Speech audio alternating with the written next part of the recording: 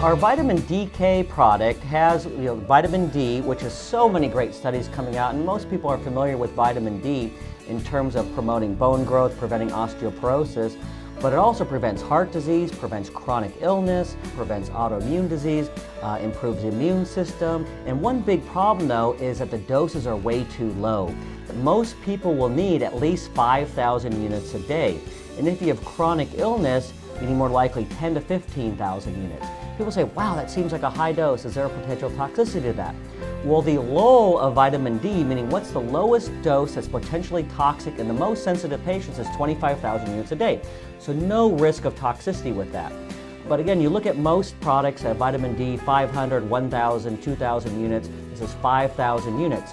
Now, also importantly is that there's vitamin K in this. And some great studies coming out which are showing significant improvement in the quality of bone and really work synergistic with vitamin D to build bone. Also, we're finding is interesting, many people take calcium to help build bone, but studies are showing that may actually increase your risk for heart disease, because what's happening that calcium is actually depositing in those vessels. Vessels become brittle and more likely to suffer heart attacks and strokes. But why is that? What happens if you don't have enough vitamin K, the calcium is not absorbed into the bone, it just goes into the other tissues. So you really need to take vitamin K with the vitamin D. And going on from that, you actually need a combination of vitamin K1 and vitamin K2, which this has.